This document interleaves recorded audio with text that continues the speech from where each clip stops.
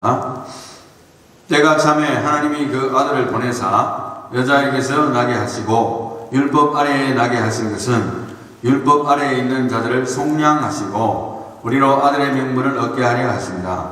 너희가 아들이므로 하나님이 그 아들의 영을 우리 마음 가운데 보내사 아빠 아버지라 부르게 하셨느니라. 그러므로 내가 이후로는 종이 아니요 아들이니 아들이면 하나님으로 말미암아 유업을 받은 자니라. 아멘. 오늘 주일학교도 있고 해서 좀 빨리 그리고 간단하게 진행을 할까 합니다. 또 안 그래도 지금 눈이 많이 오고 있기 때문에 최대한 빨리 진행을 하도록 하겠습니다. 갈라디아서는 그 배경을 간단하게 설명한다면 갈라디아는 어떤 특정한 도시 이름이라기보다는 지역 이름입니다. 소아시아의 지역의 어느 이름인데 사도 바울이 1차 선교 여행 때에 갔던 그 어느 정도의 그룹이 되는 그 지역들을 갈라디아 이렇게 이야기합니다. 그래서 한 가지 도시 이름이 아니다 이렇게 생각하시면 될 것 같고요. 그 다음에 이제 갈라디아서의 핵심적인 내용을 알려면 우리가 이미 사도행전에서 우리가 다뤘기 때문에 아주 여러분들이 아주 쉽게 이해할 것 같은데 유대주의자가 누구인지를 알아야 됩니다. 유대주의자. 왜냐하면 기독교 초기 단계의 유대주의자들은 기독교 내에 있으면서도 예수를 믿으면서도 유대 전통을 고수하려는 아주 골수분자 유대인들이에요. 그래서 그 사람들이 사실은 초기 기독교에 등장을 하면서 문제를 일으켰던 것을 우리가 지난 시간에 공부를 했었습니다. 1차 선교 여행이 지난 다음에 그 교회 내에서 그런 문제가 생기니까 바울과 바나바가 예루살렘 총회로 가자. 거기서 해결하자. 그래서 총회까지 가가지고 결론을 내렸잖아요. 그 결론이 뭡니까?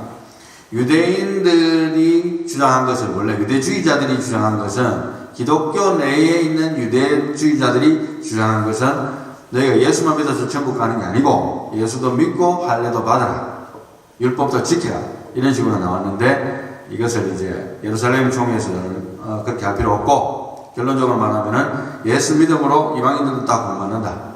단 도덕적인 법은 계속해서 지킬 수 있도록 이방의 풍습을 쫓지 말고 도덕적인 법을 지켜나가라. 이렇게 이야기했던 것을 보게 됩니다.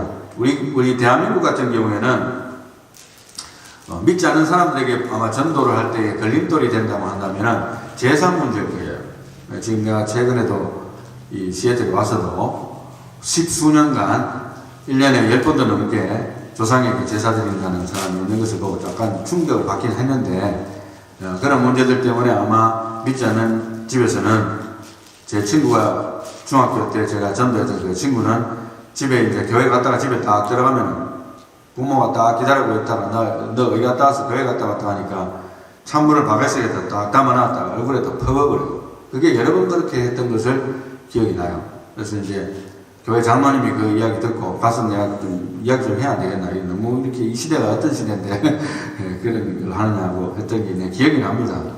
하여튼 부모가 반대하는 이유 중에 하나도 제사 안 지내는 그 기독교인들의 그 풍습에 대해서 이해를 못 하겠다는 거죠. 너 내한테 제사 안 될 거잖아. 이런 식으로. 기독교는 죽은 자에 대해서 제사를 안 돼야지 살아있는 부모에 대해서는 잘하는 것이 기독교의 법이잖아요.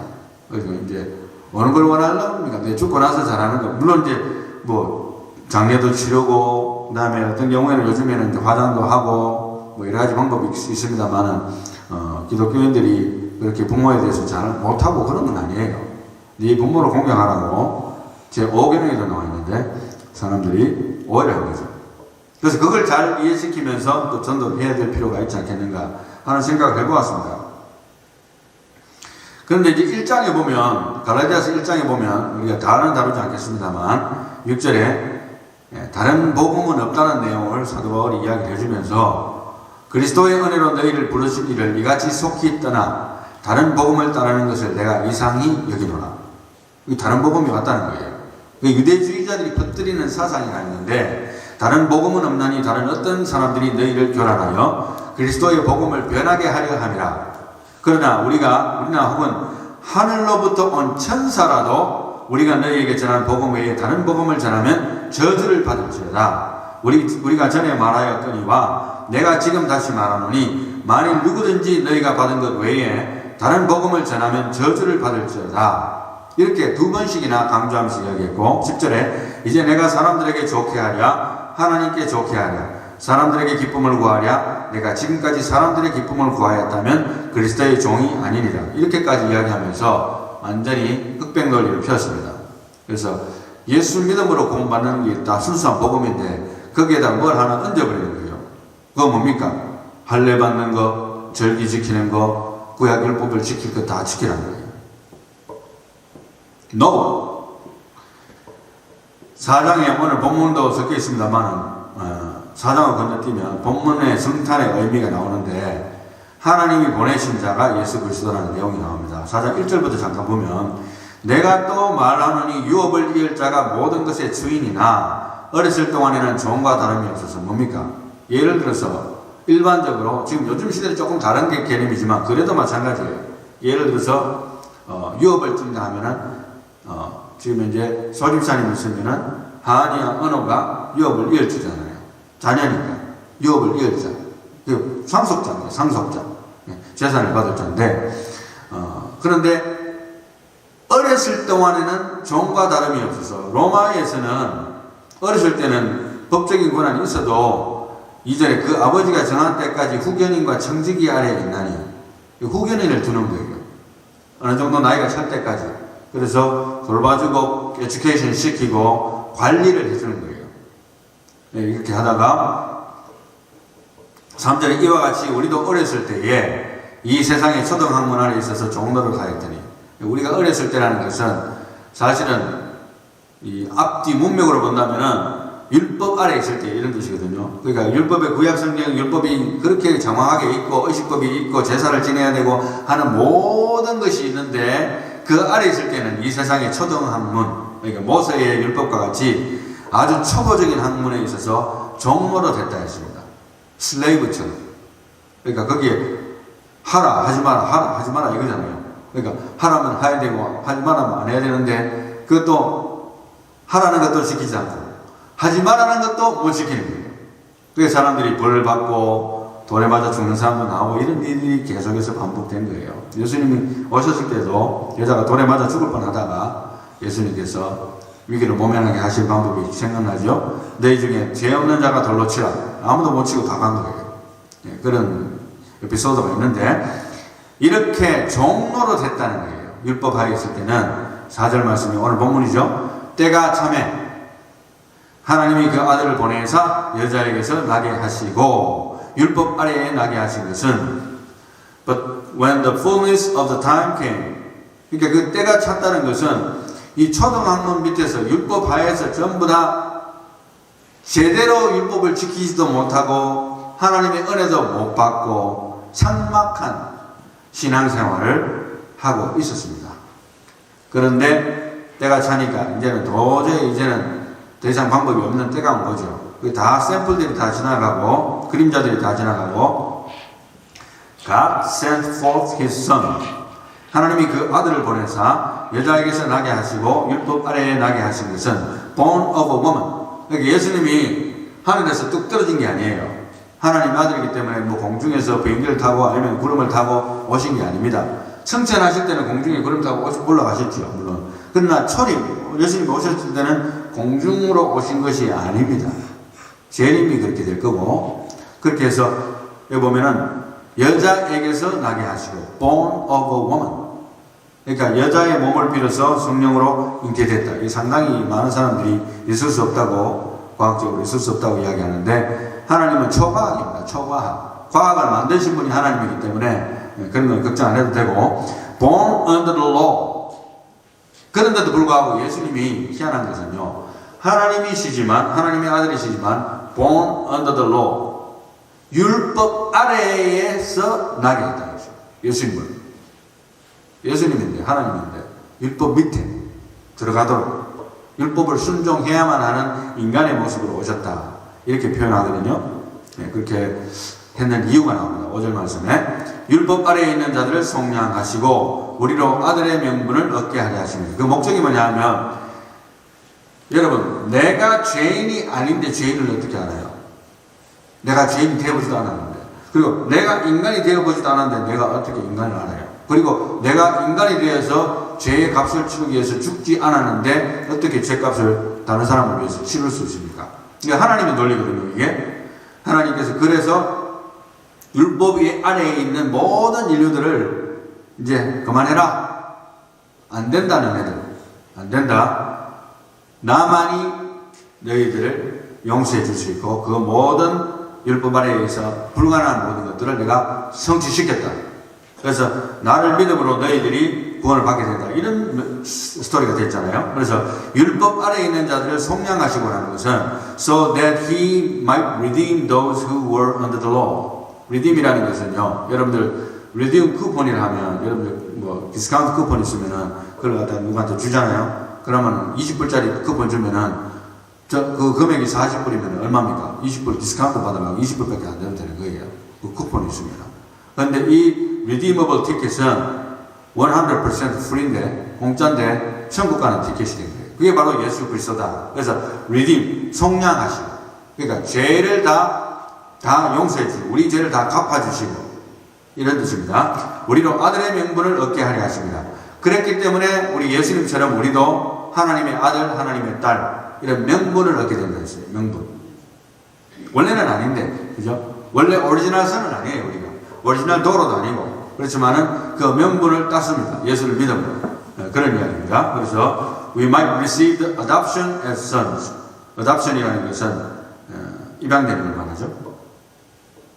그래서 본문에서 계속되면 6절에 너희가 아들임으로 하나님이 그 아들의 영을 우리 마음 가운데 보내사 아빠 아버지라 부르게 하셨느니라. 자녀가 아닌데 길 가는데 뭐 너가 지나가는데 내 아들도 아닌 사람이 지나가면서 아빠 이러면 당신 누구요? 이러잖아요. 그와 같이 아버지가 되었다는 것입니다. 아버지가, 하나님이 아버지가 되었다는 건데 because you are sons, 너희들이 예수를 믿음으로 이제 하나님의 자녀가 되었기 때문에 God has sent forth the spirit of his son into our hearts.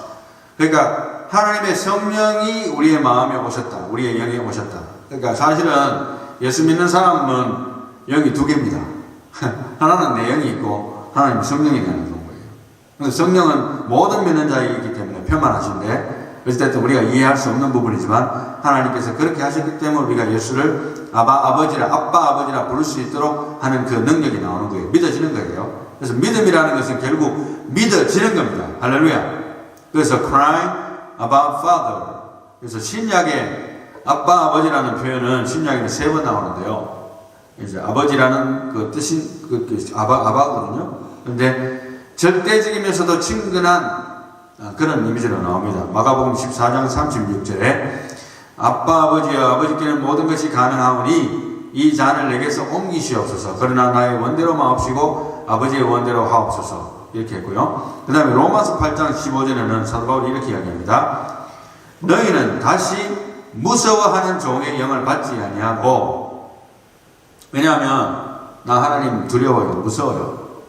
하나님한테 잘못했다가는 완전히 나는 쌍꺼풀 터지는 게 아니고 나는 죽어요. 이렇게 얼마나 무서운 하나님이야. 그죠? 사람을 죽이기도 하시고 살리시기도 하니까 내가 죄 지으면 공포에 뜨는 거예요. 그런 종의 영을 받지 아니하고 양자의 영을 받았습니다. 자녀의 영이죠. 자녀의. 하나님의 자녀의 영을 받았기 때문에 우리가 아빠 아버지라 부르짖느니라. 또 갈라디아서 4장 6절 방금 읽은 부분에서도 이렇게 아빠 아버지라 부르게 하셨느니라. 하나님의 자녀가 되었기 때문에 할렐루야.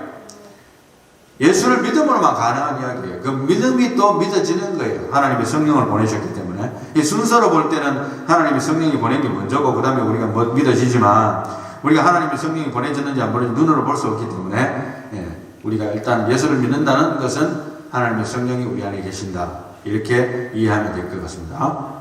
그래서 계속해서 이제 본문은 상속자로서의 그리스도인에 대해서 이야기를 하고 있어요. 하나님의 아들과 딸이 된 그리스도인이 바로 상속자로서의 그리스도인이다. 7절 말씀에 그러므로 내가 이후로는 종이 아니요 아들이니 아들이면 하나님으로 말미암아 유업을 받을 자니라. Therefore you are no longer a slave. 율법 하에 있을 때는 꼭 종과 같죠. slave. 그죠? 종과 같아서 어떻게 하면 이렇게 이걸 지켜야지 안 지키면 내가 이제 절단 나는데 그러다 또 어기게 되잖아요. 그렇게 되는데 구제책이 없어요. 죄를 지었기 때문에. 물론 회개라는 것이 그때 구약시대도 있었지만 그렇지만 근본적으로는 공포적인 신앙생활을 하기가 쉽습니다. 율법하에 있으면. 그러나 이제 8절 말씀에 그러나 너희가 그때에는 하나님을 알지 못하여 본질상 하나님이 아닌 자들에게 종노릇하였더니, 하나님이 아닌 자들, 율법에 종노릇했는데 이제는 너희가 하나님을 알 뿐 아니라 더욱이 하나님이 아신 바 되었거늘 어찌하여 다시 약하고 천박한 초등학문으로 돌아가서 다시 그들에게 종노릇하려 하느냐. 너희가 날과 달과 절기와 해를 삼가 지키니, 이렇게 나옵니다. 그러니까 지난번에 제가 말씀드렸죠. 비록 10계명의 안식일을 기억하여 거룩히 지키라는 계명이 나와도, 그죠? 오늘날 우리가 지금 현재 모이는 날이 썬데이잖아요. 썬데이는 안식일이 아니에요. 주일이에요. 그런데도 오늘날 그리스도인들 가운데서 10계명의 안식일이 나왔기 때문에 우리가 토요일날 10계명 유대인들처럼 지켜야 된다고 고집하는 그런 사람들이 있는데, 그것은 바로 날과 절기를 지키는 구약화 되어가는 거예요. 구약화. 예수님이 오신 목적과 은하는 거예요, 사실은. 그래서 대림절 두 번째 시간인데요. 지난 주간에 제가 녹화해서 했고, 보내심을 받은 자라는 제목으로 말씀을 드렸는데, 여기에서 보내심을 받은 자는 누굽니까? 예수 그리스도, 하나님이 보낸 자예요. 하나님으로부터 보내심을 받았는데, 이 말씀을 통해서 이제 선교와 전도의 사명에 대해서 우리가 강조를 안 할 수가 없는데요. 예수 그리스도를 전달하는 게 전도 아니고, 전도가 선교잖아요. 궁극적으로 말하면. 그런데 이제 한 가지 예를 들어보겠습니다. 선교지에 갔습니다. 어느 지역에 가는데 어느 가정에 갔어요. 예수 그리스도를 믿음으로 우리의 죄를 다 용서받고 구원받습니다. 할렐루야 영접 기도하고 예수 믿어 할렐루야 아멘 했어요. 성경책도 안 주고 거기에 교회도 안 세우고 연결시키지도 않고, 다음에 차후 방문도 없고, 그 다음에 교회를 세우기 위한 계획도 없고, 그냥 끝난 거예요. 그런 식으로 선교하는 것은 상당히 무책임한 선교예요. 내가 볼 때. 그 맥이 끊어져 버려요. 이 신앙생활을 어떻게 선교하는데? 얼마나 많은 시간 동안 하나님 말씀을 배우고 기도하는 가운데 신앙생활이 성장하는지 몰라요. 그래서 마태복음 28장의 지상대명령을 통해서 예수님의 유언을 우리가 실천해 나가는 것을 통해서 교회와 선교와 전도의 사명을 요약을 한번 해보는 것이 필요하겠다는 생각이 드는데요. 마태복음 28장 18절에 예수께서 나와 말씀하여 이르시되 하늘과 땅의 모든 권세를 내게 주셨으니 그러므로 너희는 가서 모든 민족을 제자로 삼아. 그래서 가서 했잖아요. 가라는 거예요. 가는 거 좋아요. 우리가 여기 예배도 드리지만 나가서 복음도 전하고 또 선교지에 가서 복음을 전하는 거 좋습니다. 모든 민족을 뭘로 삼아서 제자로 삼으라 했어요. 예수님을 믿게 하라 이렇게 하면 간단할 텐데 뭐라고 했냐면 제자로 삼아. 여러분 제자 삼는 데는 시간이 많이 걸립니다. 경우에 따라서 뭐 1년, 어떤 교회는 보니까 폭발적으로 성장해서 1년, 2년 만에 뭐 수천 명, 수만 명 되는 교회도 있습니다. 현재에도 한국에 보면. 그러나 제자 삼는 과정은 그렇게 금방 끝나는 게 아니거든요. 그래서 제자로 삼아. 그러니까 전도와 선교가 함께 이루어져야 되고 영적인 말씀 교육이 함께 이루어져야 되는데 아버지와 아들과 성령의 이름으로 세례를 베풀고, 그래서 세례를 베푼다는 것은 예수를 처음 믿었을 때에 세례를 주잖아요. 열매의 출발점이에요. 이제 신앙생활의 출발점입니다. 세례가 끝이 아니고, 물론 천국 간다는 표식이긴 합니다만은 그것도 세례를 받는다고 천국 다 가는 건 아니고, 마음에 믿는 것이 진실이 아니고 그냥 겁대기로 세례 받으면 소용이 없어요. 그래서 세례를 베풀고 열매의 출발점, 그리고 20절에 내가 너희에게 분부한 모든 것을 어떻게 하라? 가르쳐 지키게 하라. 마지막에 예수님께서 말씀하신 지상명령의 제일 마지막 부분에 가르쳐 지키게 하라 했어요. 물론 제자화하고 같이 의미가 통하는데 여러분 가르쳐 지키려면 뭐가 필요합니까? 그냥 지나가면서 전도자 하나 주고 뭐 성경책 주면 끝납니까? 아니잖아요. 뭡니까? 교회를 세워서 교회를 세워나가야 되는 거예요. 큰 교회든 작은 교회가 됐든, 그래서 교회를 통해서 모이고 기도하고 말씀을 배우고 강론하고 또 새로운 사람을 전도하고 또 선교하고, 이것이 계속적으로 이어져 나가야 되는 것이 예수님께서 주신 우리의 사명이고, 그래서 볼지어다 내가 세상 끝날까지 너희와 항상 함께 있으리라. 무엇으로? 성령으로. 예수님은 피지컬리 육체적으로는 승천하셨기 때문에 우리와 같이 있는 게 아니고 하나님의 성령을 보내셔서 우리와 함께 하신다. 그 뜻입니다. 이제 말씀을 맺도록 하겠습니다. 결론은 하나님이 보내신 자를 나타내는 삶을 살라. 이게 결론인데요. 조금 전에 이야기했듯이 예수님의 지상 대명령에 가서 모든 민족을 제자로 삼아 전도와 선교해야 되고 아버지와 아들과 성령의 이름으로 세례를 베풀고 열매의 출발점이라 했죠. 그래서 우리가 반드시 고수해야 되는 거 세례를 베풀고 그 다음에 가르쳐 지키기를 하는 것이 교회를 세워나가라. 그래서 여러분들 하나님이 보내신 자를 나타내는 삶이 무엇인가? 예수 그리스도를 전파하는 삶을 살아야 된다는 거예요. 뭐냐면 그 핵심은 뭐냐면 이렇게 이야기하겠습니다. 교회 중심의 신앙생활을 가르치라. 할렐루야.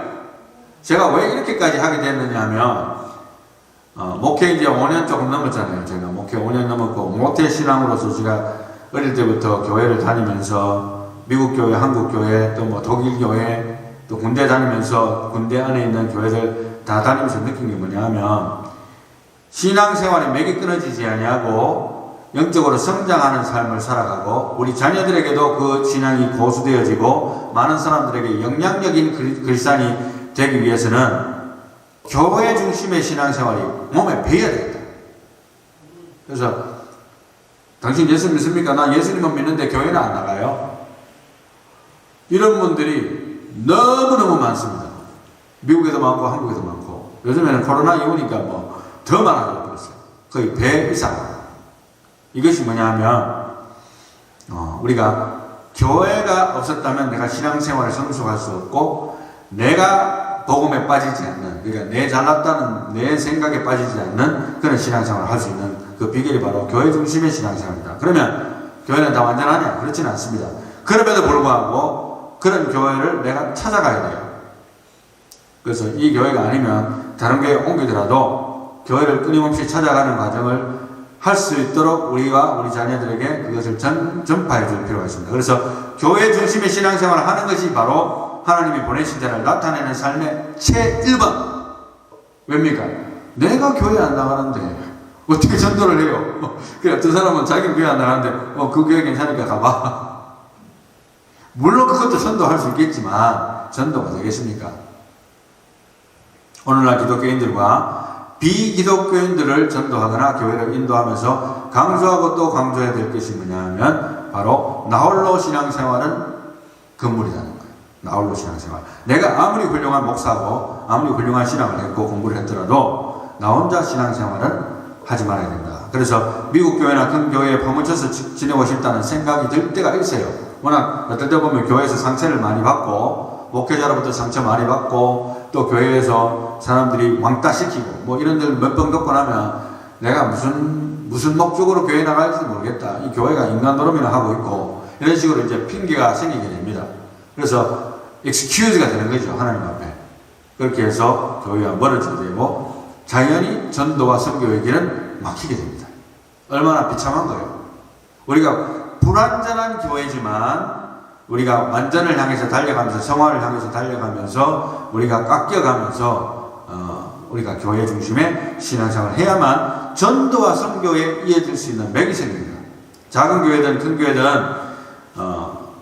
교회를 겉도는 삶은 우리가 이제 버려야 돼요. 우리 주변에 혹시 그런 자녀나 우리 그런 사람들이 있다면 기도 많이 하고 교회 중심의 신앙생활을 강조를 해주면서 그것이 얼마나 중요하다는 것을 이야기를 해줘야만 합니다. 내가 살고 내 가족이 살고 우리 이웃이 사는 방법은 뭡니까? 교회 중심의 신앙생활을 하는 것. 교회 안에 예배와 말씀과 찬양과 경건운동과 성도 간의 교제와 기도가 주님 오시는 날까지 이어질 수 있도록 교회 중심의 신앙생활을 함으로 하나님이 보내신 자를 나타내는 저와 여러분들이 다 되시기를 예수님 이름으로 축원합니다. 기도합니다.